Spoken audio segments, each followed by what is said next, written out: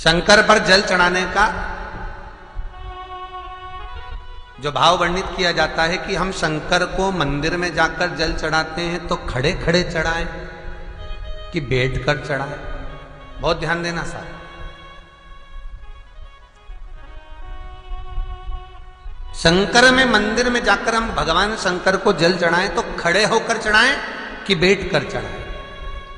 अब दो तरह का शिवलिंग है मंदिरों में, दो तरह का शिवलिंग का निर्माण होता है, ठीक है। एक विष्णु शिवलिंग, एक शक्ति पार्वती शिवलिंग।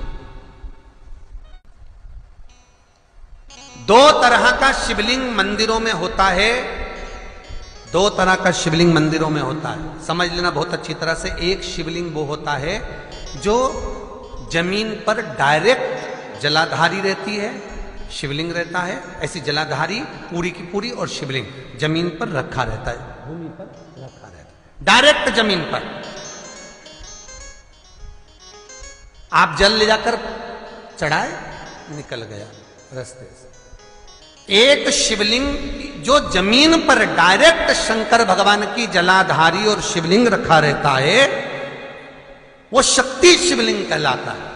पार्वती का हस्तकमल उस शिवलिंग के सम्मुख में, और दूसरा शिवलिंग एक डमरू जैसा होता है। अब वो हम उसको कैसे वर्णन, डमरू शिवलिंग होता है, ऐसा उसका स्टैंड होता है, ऐसा स्टैंड होता है, नीचे शिवलिंग रखने की जगह होती, फिर ऐसा होता है, फिर उसके ऊपर इस तरह शिवलिंग रखा होता है। देख दर्शन करें आप लोगों ने।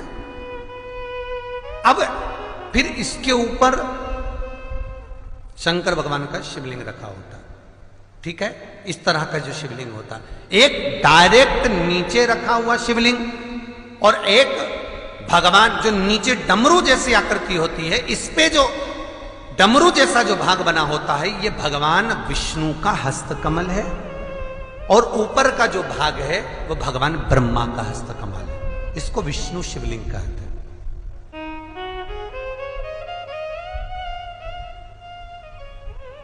इसको हरीश्वर महादेव भी कहा जाता है। कौन सा महादेव कहते हैं? हरि सर्वेश्वर महादेव। हरीश्वर महादेव भी कहते हैं, हरि सर्वेश्वर भी कहते हैं। तो डमरू जैसा जो शिवलिंग का निर्माण हुआ है मंदिर में, अगर शिवलिंग ऊंचा है, शिवलिंग थोड़ी सी हाइट पर है, ऊंचाई पर है, और डमरू जैसा भाग फिर उसके ऊपर जलाधारी के बाद शिवलिंग निर्माण किया गया है, तो वो विष्णु शिवलिंग कहलाएगा, वो हरीश्वर शिवलिंग कहलाएगा, वो हरि वंश शिवलिंग कहलाएगा, हरीश्वर कहलाएगा। और जो डायरेक्ट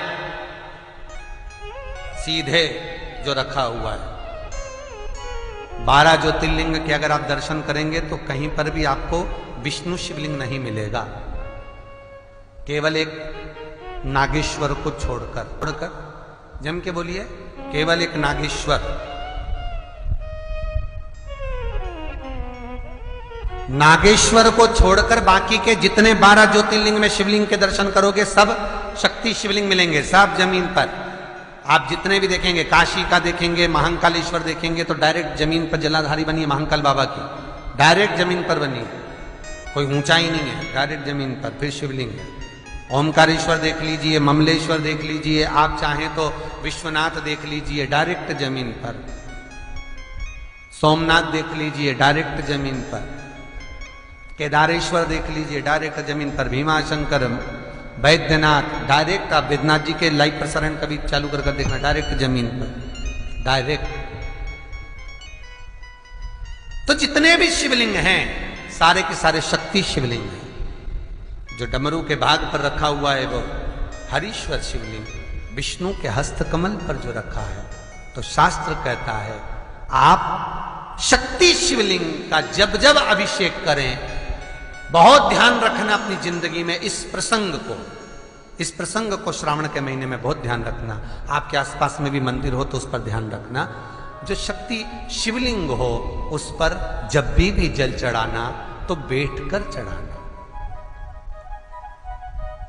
बैठकर चढ़ाना। शक्ति शिवलिंग पर जब भी जल चढ़े, भले शिवलिंग कितना भी ऊंचा हो, कितना भी ऊंचा हो, तो संघी से चढ़ा दो, पर जल बैठ कर चढ़ाइए।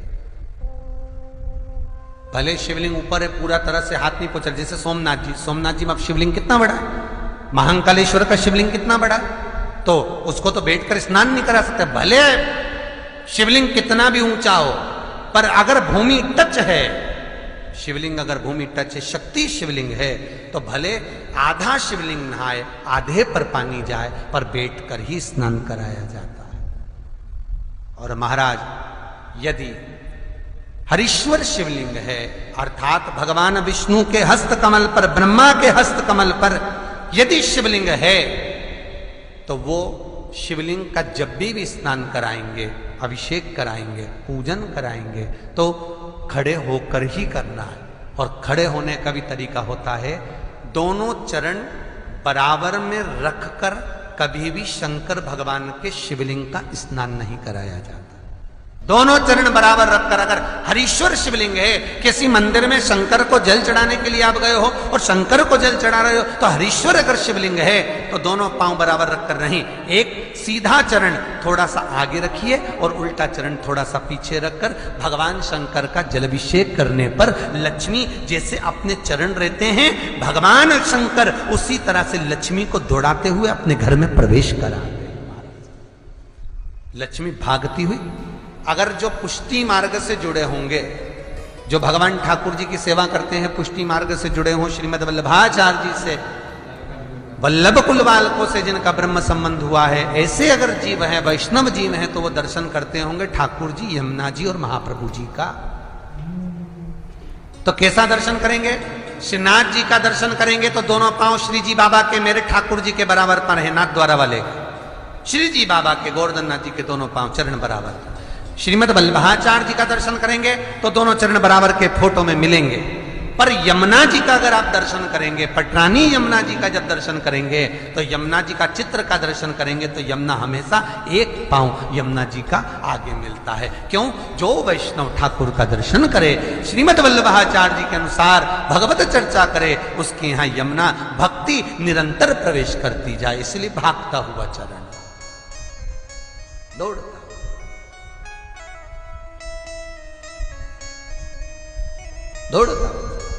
तो शंकर भगवान का अगर हरीश्वर शिवलिंग है, कहीं शिवलिंग डमरू आकृति पर, अगर ऊंचाई पर है, हरीश्वर है, तो फिर जल खड़े होकर चढ़ाए, चरण आगे पीछे। बहुत ध्यान देना महाराज। हरीश्वर शिवलिंग का वर्णन किया महाराज, बहुत सुंदर बात कही है, बहुत ध्यान से सुनिएगा।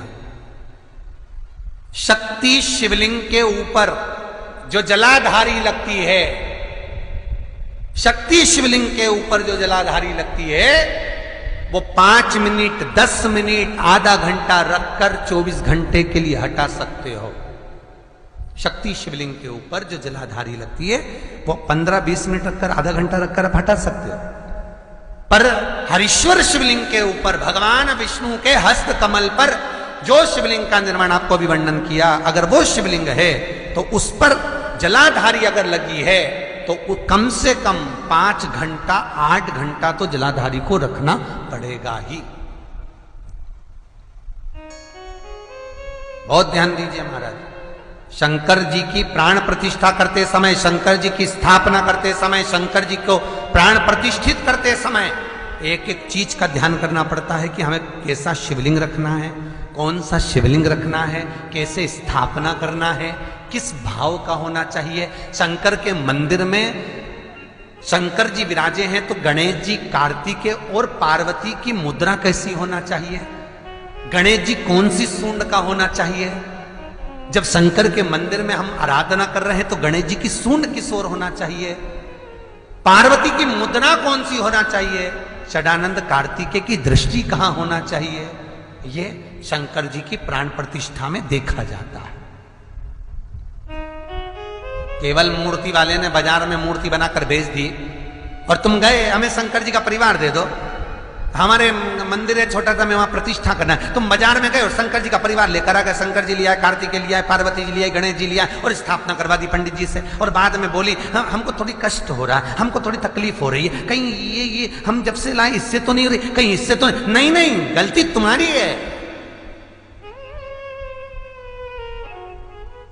तुम तो बस गई और लेकर आ गई। यहां तक शिव महापुराण की कथा कहती है कि तुम्हारे घर की मूर्ति जितनी पुरानी होती है उतना सुख देती है। आपको पहले भी कथा में कहा, दिया और मूर्त पुरानी होगी चलेगी।